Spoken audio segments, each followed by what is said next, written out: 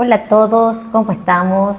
Muchísimas gracias una vez más por estar ahí, por estar presente en nuestro nuevo canal de YouTube, en el que tenemos como objetivo difundir todo el contenido posible en cuanto a nuestra propia gestión emocional.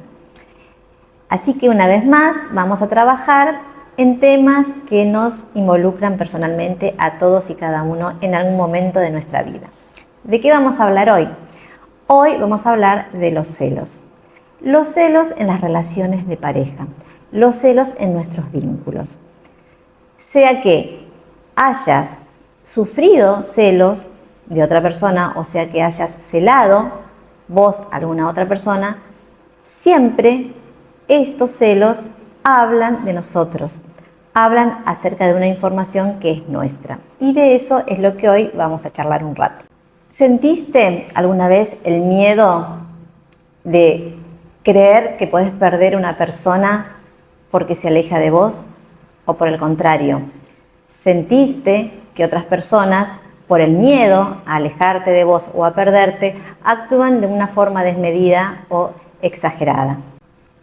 Lo que queremos aprender, más allá de que por qué nos pasa esto, queremos aprender a utilizar este estado emocional que es tan habitual en nuestra vida como un recurso. Recuerden, la bioneuroemoción tiene como objetivo resignificar todos y cada uno de nuestros conflictos. ¿Por qué? Porque somos seres sociables y por lo tanto nos estamos vinculando. Y en ese vínculo que todos tenemos siempre hay posibilidad de conflictos. Y gracias a Dios que así sucede, ¿no? Porque a través del conflicto es que nosotros podemos reconocernos, podemos encontrarnos a través de la otra persona y darle un significado diferente a ese conflicto. Que el conflicto sirva como una oportunidad para reconocernos, para completarnos como individuos y para poder gestionar adecuadamente nuestros estados emocionales. ¿Qué piensan que reflejan los celos? Pensemos, si los celos surgen, estos sentimientos surgen por el temor a creer que podemos perder algo que nos pertenece, ya nos estamos posicionando en un lugar de temor, en un lugar de miedo. Por lo tanto, los celos surgen desde este miedo, desde esta creencia de que podemos perder algo o alguien que para nosotros es muy importante. Y si bien dijimos que todos podemos llegar a sentir celos en alguna medida, cuando estos celos se manifiestan de forma exagerada o exacerbada, están hablando de un temor profundo. Por lo tanto, los celos no surgen del amor, sino de un miedo. Precisamente, el amor está totalmente alejado del miedo. Entonces, queremos comprender eso, que los celos surgen del miedo y no del amor. No reflejan un estado de amorosidad. Por el contrario, reflejan un estado de mucho miedo y de mucha inseguridad. ¿Y cuál es uno de los mayores miedos que tenemos? Dijimos, si el miedo es perder a la otra persona o perder aquello que creemos que para nosotros es de gran valor, vamos a empezar a hacer y decir cosas para poder controlar aquello que deseamos tener a nuestro alcance. Vamos a actuar en una forma en la que vamos a querer estar sabiendo datos y situaciones de la persona con la cual yo me estoy vinculando. Y fíjense una cosa, querer controlar, justamente querer vivir en el control, si nos posicionamos excesivamente en eso, nos podremos dar cuenta que es vivir en un estado de paranoia. ¿Por qué? Porque nada en esta vida es seguro. Fíjense una cosa, ¿de qué estamos seguros nosotros? Seguramente de que un día vamos a nacer y de que un día vamos a morir. De eso tenemos certezas. Ahora, ¿qué es lo que puede llegar a suceder entre que nacemos y morimos? En todo ese transcurso, de nada podemos estar seguros. Por lo tanto, es un aprendizaje también aceptar que hay circunstancias en las que tenemos que transitar en la incertidumbre. Cuando no aceptamos vivir en incertidumbre es donde empiezan a pasar o empezamos a manifestar esos estados de ansiedad. Fíjense como por ejemplo en los años en que estuvimos en pandemia, esa sensación, esas certezas se perdieron de forma automática de un día para el otro, de un momento para el otro. Algo que creíamos que teníamos el control, lo perdimos. Tuvimos que adaptarnos a vivir en una incertidumbre. Bueno, ¿qué significa eso? Que la incertidumbre es parte de nuestra vida y que es una paranoia o una necesidad creer que todo lo podemos controlar. Voy a compartir con ustedes una frase de Miguel de Cervantes Saavedra que dice así: los celos son una especie de miedo y de temor. Miedo a perder que se tiene y temor de no lograr lo que se desea. Si nosotros podemos aprender a relacionarnos con este sentimiento de los celos, pero de una manera diferente, podemos darnos cuenta que cuando nos abruman estos estados, hay algo que registrar en nuestro interior. Hay algo que nos está diciendo que necesita ser atendido en nosotros. ¿Qué significa eso?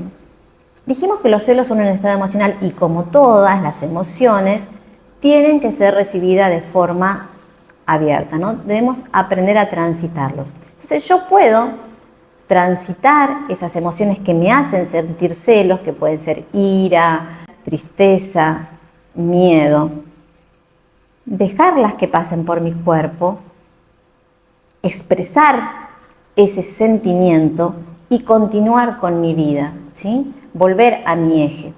O por el contrario, yo puedo dejar que todas esas emociones que me hacen sentir celos me secuestren.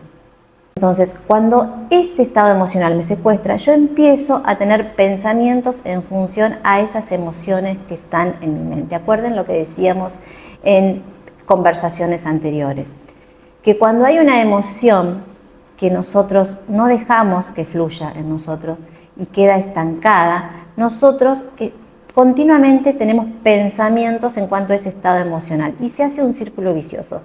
Más pienso, más me estanco en esa emoción. Cuanto más tiempo me estanco en esa emoción, se genera un estado emocional. Y si yo ese estado emocional lo sostengo, empieza a ser parte de mi personalidad. Me transformo en una persona celosa, controladora, temerosa, y eso se transforma en una parte de mi personalidad. ¿Por qué? Porque estoy en un exceso de posicionarme desde ese lugar, de la desconfianza, de la inseguridad, del miedo. Entonces, qué diferente es transitar los celos como un estado emocional más, dejarlo, hacerlo consciente y después volver a mi lugar, o dejar que me secuestre. ¿Qué sería bueno entonces reflexionar? Observamos a nosotros mismos cuando estamos transitando estos estados de celo. Podríamos preguntarnos, cuando estoy en una situación, por ejemplo, con mi pareja, ¿qué hace la otra persona cuando yo estoy experimentando esta sensación, cuando yo estoy experimentando este estado emocional de celos? ¿Qué percibo que la otra persona no está haciendo y yo quiero que haga? ¿Cuál es la expectativa que no está cumpliendo mi pareja y yo deseo?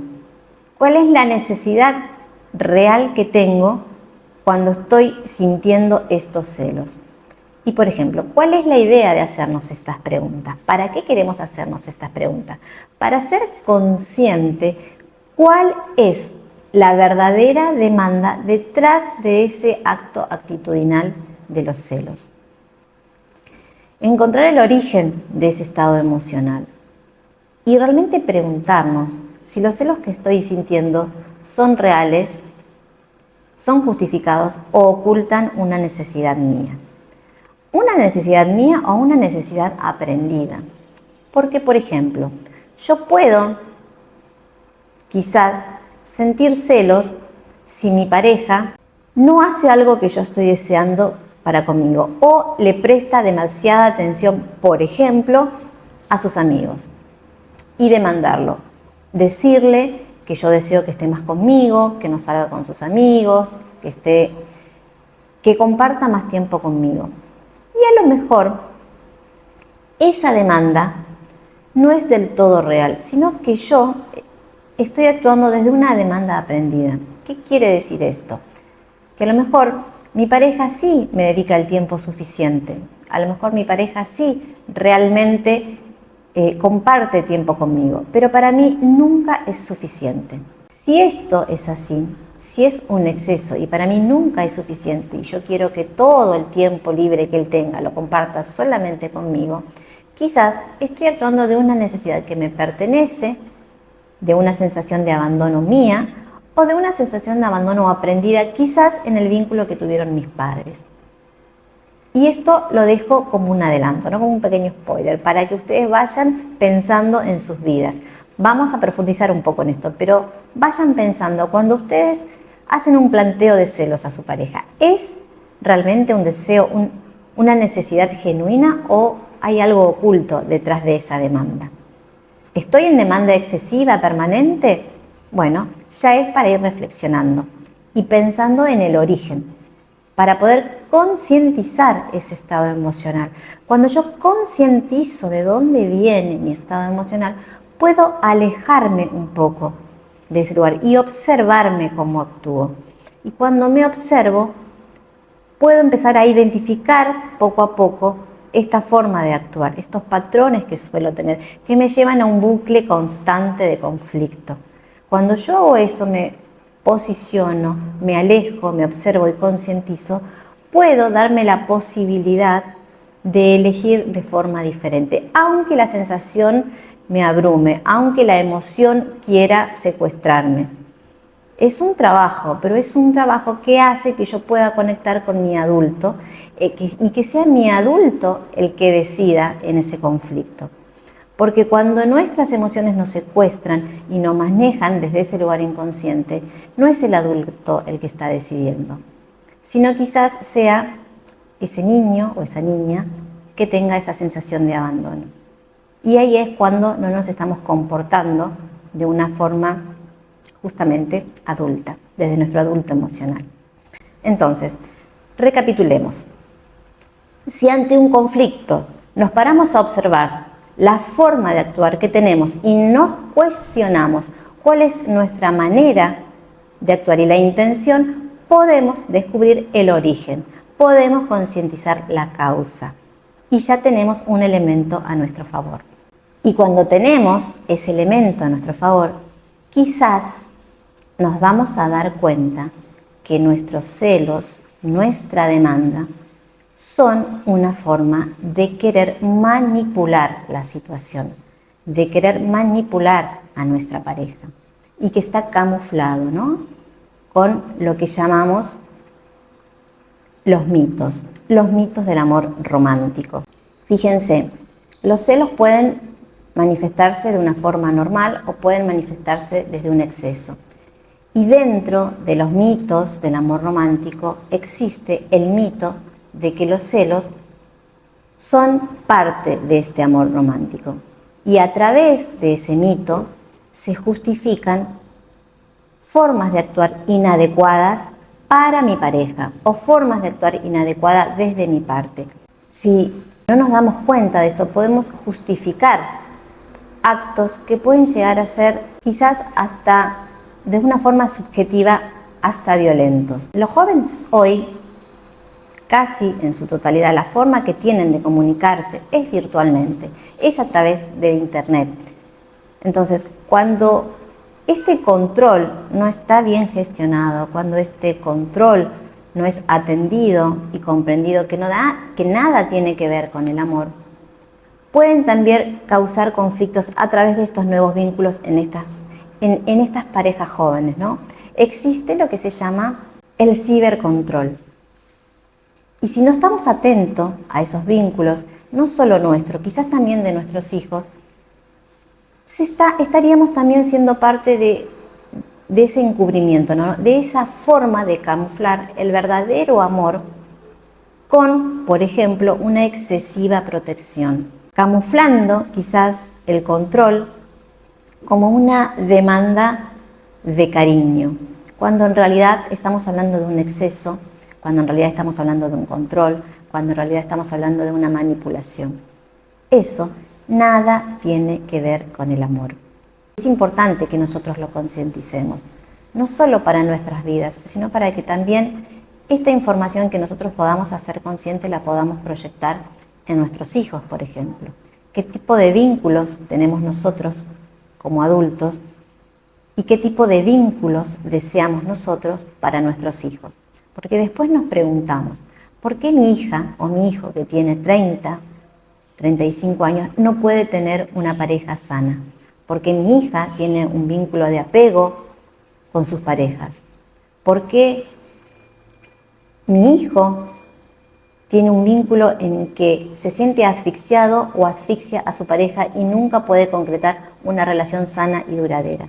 Bueno, todo es información. Acuérdense, nosotros tenemos una información que pertenece a nuestro inconsciente, a nuestra historia, pero también tenemos una información que pertenece a nuestra historia familiar heredada, que está en el inconsciente colectivo de la familia. Y cuando esa información es tan inconsciente, cuando no se expresa, cuando nos acostumbramos a expresar o no expresar de determinada forma nuestros estados emocionales, esa información también se manifiesta en las generaciones siguientes, en nosotros, en nuestros hijos. Así que haciendo un cambio en nosotros también podemos aprender a proyectar una información diferente. Ocurre algo paradójico, se podría decir, porque paradójicamente cuanto más tratamos de controlar o de dominar a alguien para sentirnos junto a él, para que evitar ese alejamiento, ¿qué es lo que hacemos? Queremos saber siempre dónde está. Estamos excesivamente pendientes de sus actividades.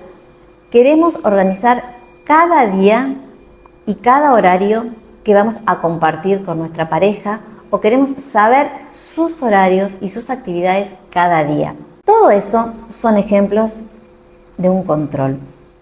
Y todo eso, lejos de acercarnos a nuestra pareja, lo único que hace es alejarnos. No solo nos alejamos de ellos, sino que nos alejamos de nosotros mismos. ¿Por qué? Porque nosotros, al estar pendiente exclusivamente de las actividades del otro, no nos damos cuenta y estamos poniendo el foco ahí, afuera, fuera de nosotros. Nos vamos desvinculando de nosotros, nos vamos desvinculando de nuestras verdaderas necesidades, de nuestros verdaderos deseos.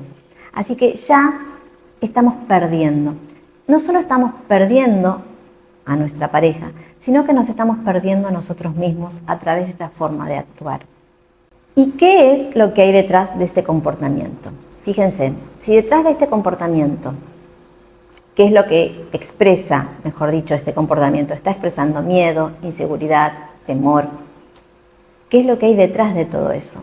Hay una muy baja autoestima. Hay un miedo a estar solos. Y eso es lo que queremos trabajar. Sabemos que la autoestima parte de nosotros, ¿sí? Parte de conocernos, de aceptarnos, de querernos, de ser auténticos hacia nosotros mismos. Pero fíjense, estas características, la falta de autoestima, la falta de confianza, el miedo a estar solo, la dependencia emocional, va ligado de la mano de tener vínculos excesivamente tóxicos, ¿no? Excesivamente temerosos, de estar permanente en estado de celos. Y estas características se ven justamente cuando estamos en una demanda de querer tener una exclusividad, una atención exclusiva. Toda esta dinámica genera un bucle que se relaciona no solo con nuestra pareja, sino que se relaciona con nuestro estado de creencia, se relaciona con los errores que tenemos hacia nosotros mismos de no regularnos y de no autoconocernos. ¿Por qué? Porque fíjense, creemos que podemos ser feliz a partir de estar con el otro. Creemos que si perdemos a la otra persona, nosotros vamos a estar solos. Creemos que para poder estar bien, tenemos que estar sabiendo la vida y el entorno de nuestra pareja. Y todo eso son mitos. Mitos que tienen que ver con el control, que tienen que ver con creencias y que hacen que justifiquemos todos los actos y los comportamientos inadecuados que tienen que ver con esta dinámica. El punto es, ¿dónde es que se gestan estos tipos de comportamiento? ¿Dónde es que aprendemos a actuar de esta forma? Y esto es lo que decíamos al principio, ¿no? Que nosotros tenemos un modelo de base, nos guste o no, todos hemos venido de un sistema en el que vimos una pareja y de esa pareja hemos aprendido, mamá y papá, o sea cual sean las personas que hayan cumplido esa función. Entonces, la relación que tuvieron mamá y papá y los mensajes que recibimos de chiquito fueron el espejo en el que aprendimos a mirarnos. Fueron el espejo en el que nosotros aprendimos a ver cómo era un vínculo. Y esto puede hacer que nosotros repitamos ciertos patrones. Pero ojo, puede hacer que repitamos esos patrones si no los hacemos conscientes. El hecho de haber tenido como modelo un vínculo disfuncional de pareja a nuestros padres no significa que nosotros tengamos que repetirlo. Pero para no hacerlo tenemos que ser conscientes que nosotros tenemos esa información y tenemos la posibilidad de no repetirlo. Depende de nosotros. No porque nuestros padres tuvieron un vínculo disfuncional, todas mis parejas y todos mis vínculos tienen que ser disfuncionales. Tengo que aprender. Si yo repito ese modelo, tengo que pensar o se me tiene que prender esta lucecita que yo decía, de que hay algo que trabajar en mi interior. Hay algo que yo estoy repitiendo y que no me está sirviendo. Entonces, depende de mí hacerlo consciente para poder modificar. ¿Para qué repito entonces? Para aprender, para poder hacer aquello que mis padres no pudieron o para poder hacer aquello que mi mamá no pudo. ¿Y cómo podemos reconocer estos patrones heredados? ¿Qué podemos hacer para darnos cuenta de cuáles son los patrones que estamos repitiendo inconscientemente? Por ejemplo, podés pensar, ¿qué escuchaba yo en el vínculo entre mi mamá y mi papá? ¿Qué se decían ellos cuando conversaban? ¿Qué actitudes tenía mi mamá para con mi papá o mi papá para con mi mamá? Y yo estaba observando, que para mí eso era normal, digamos. ¿Repetimos en nuestras parejas, por ejemplo, la demanda de atención que tenía mamá con mi papá? ¿Repito yo esa misma demanda con mi pareja? ¿Imito esa forma de actuar? ¿Imito conductas de abandono o de irrespetuosidad hacia mi pareja? ¿O permito que sea a su vez irrespetuoso para conmigo? Porque también pasa eso. Cuando hay una demanda excesiva de celos, hay una falta de respeto. Porque la otra persona empieza a dudar de tu forma de actuar, empieza a pensar que todo lo que vos haces es con una intención oculta, con la intención de engaño. Entonces, fíjense, eso también está hablando del poco respeto que yo me estoy teniendo porque estoy recibiendo esa falta de respeto de la otra persona, que es no creer en tu palabra, no creer en tu conducta, en que vos podés actuar de una forma adecuada. Entonces a veces decimos, me faltás el respeto cuando me decís eso. Pero yo les hago una pregunta. ¿De qué manera ustedes se faltan el respeto a sí mismos, permitiendo justamente ese tipo de trato? O cómo ustedes, por ejemplo, se faltan el respeto a ustedes mismos cuando hacen cosas para que la otra persona no se enoje. Y de esa forma se auto boicotean. ¿De qué forma? No haciendo, por ejemplo, lo que realmente quieren. ¿Por qué? Por el miedo a que se enoje tu pareja y sienta celos. Y así poco a poco yo me voy perdiendo a mí misma. Me voy faltando el respeto. No me voy escuchando, no me voy oyendo, no me voy viendo. Y todo eso vuelve. Porque acuérdense lo que yo siempre digo. Conforme más desoímos nuestra voz interior, más fuertes son las voces de afuera y peor nos tratan. Entonces, si yo hago cosas para complacer, aún sabiendo qué es lo que no deseo, porque tengo miedo que mi pareja tenga celos, ya me estoy abandonando. Por lo tanto, ese abandono Y esa falta de respeto que tengo para conmigo mismo la voy a proyectar y mi pareja también me va a faltar el respeto, diciéndome quizás cosas que no me gusten o actuando de una forma inadecuada, que también no esté buena. En el vínculo de mamá y papá también aprendemos estas demandas, ¿no? A lo mejor mamá demandaba a papá porque estaba mucho tiempo con sus amigos. Y a lo mejor yo tengo una pareja que no es mi caso, que realmente es equilibrado, pero tiene muchas horas en su trabajo. Quizás tengo una pareja que pasa horas trabajando porque así es como funciona su trabajo.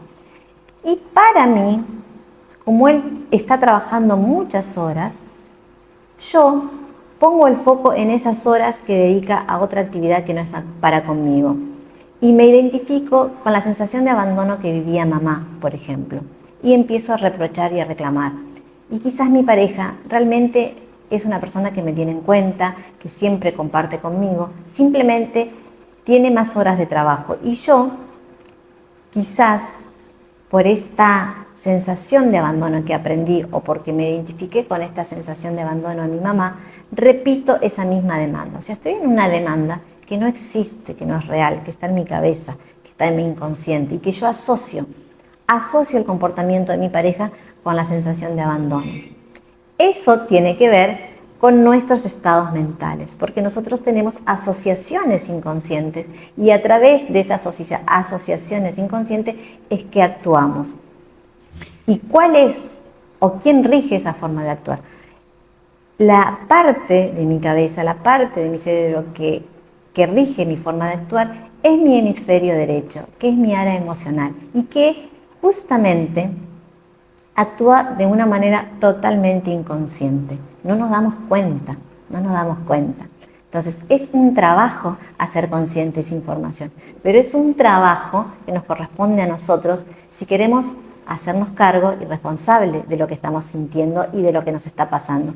Y más si estamos teniendo un conflicto con la persona que más amamos, con la que más queremos estar. Y estos celos también se pueden aprender en casa a través de los vínculos con hermanos. A veces, tenemos celos porque creemos o vemos tratos diferenciales de nuestros padres para con nuestros hermanos. Y podemos decir, ¿cómo es que en nuestra vida hoy se pueden manifestar esos celos? Otra vez, porque para nosotros, como nuestra mente simboliza y plasma de manera inconsciente lo que hemos aprendido, quizás podemos también proyectar esa información en vínculos con amigos, en el trabajo, porque creemos que nuestro jefe le presta más atención a un compañero o a una compañera de trabajo, en nuestro círculo de amigos, porque quizás tenemos un vínculo con un amigo o con una amiga y nos molesta que tenga otro tipo de amistades. Bueno, todo eso habla de nuestra inseguridad y quizás también de haber tenido un modelo en casa que estamos proyectando en nuestro entorno actual, en un escenario actual. Ese conflicto o esa sensación que estamos viviendo en este escenario actual nos tiene que hacer reflexionar qué es lo que todavía no hemos integrado de nuestro pasado, qué es lo que todavía no hemos integrado de lo que hemos aprendido en casa, en nuestro sistema, en el sistema en el que nos tocó vivir. ¿Para qué? Porque una vez que nos damos cuenta de eso, tenemos la capacidad de poder transformar. Y es ahí donde decimos que estos celos tienen que servir no solo para no repetir esa información, sino para darnos cuenta que tenemos la capacidad de transformarlo, conociéndonos, autoindagándonos y hacer cosas diferentes a las que aprendimos, diferentes a las cosas que hacían mamá y papá, o diferente a la que hacíamos nosotros cuando éramos chicos y veíamos esto, que quizás papá le daba más atención a uno de mis hermanos y no a mí. Ya que nosotros expresamos en nuestro entorno todo lo que tenemos en nuestro inconsciente y la relación que tenemos para con nosotros mismos. Y voy a terminar con una frase que dice lo siguiente, que es de Anthony de Melo, y que me encanta. Dice, para liberarte lo que necesitas es darte cuenta de tu programación y de las premisas falsas en que se apoyan tus acciones. ¿Qué significa esto? Que la única forma de poder liberarnos, de ser autónomos, de ser independientes emocionalmente, adultos emocionalmente, es hacer consciente estos patrones, estas formas de actuar, entender de dónde vienen, resignificarnos, reconciliarnos con esas cosas que hemos visto en nuestro pasado y que no nos gustaron, para a partir de ahí aprender a tener vínculos desde otro lugar con la persona que hoy estamos eligiendo como pareja, a la persona que amamos, a aprender que lo que estamos proyectando en la otra persona no es más ni menos que la información que a mí me pertenece, que está en mi inconsciente. Entonces me toca a mí gestionar esos estados para yo tener otro tipo de vínculo y ahí sí no repetir lo que aprendí y ahí sí no repetir lo que vi y naturalicé. Así que bueno, los animo a que sepan que desde el miedo simplemente vamos a poder tener relaciones de apego, relaciones de inseguridad, que nada tienen que ver con el amor genuino, que nada tiene que ver con un amor sano, que el amor es otra cosa. Y desde ya que es libertad, libertad de poder ser yo una persona auténtica, pero también de dejar que la otra persona sea la persona que quiera ser y decidir a partir de ahí. No imponer, no manipular, no controlar. Y para eso también tengo que aceptarme a mí misma y verme a mí misma para no tener el deseo inconsciente de manipular al otro, aunque muchas veces consciente, ¿no? Si les gustó esta charla, si hay parte de ellas que sienten que pueden trabajar, no dejen de compartir esta información, no dejen de compartirlo con las personas que desean, con sus parejas, con sus amigos, con una amiga. ¿Por qué? Porque todo lo que hacemos en este canal es de una forma espontánea, gratuita, para que ustedes puedan contactar y crecer emocionalmente. Así que si te gustó, dale un like, suscríbete y compartirlo con todas las personas que quieras. Te mando un abrazo y te agradezco enormemente que estés ahí. Muchísimas gracias.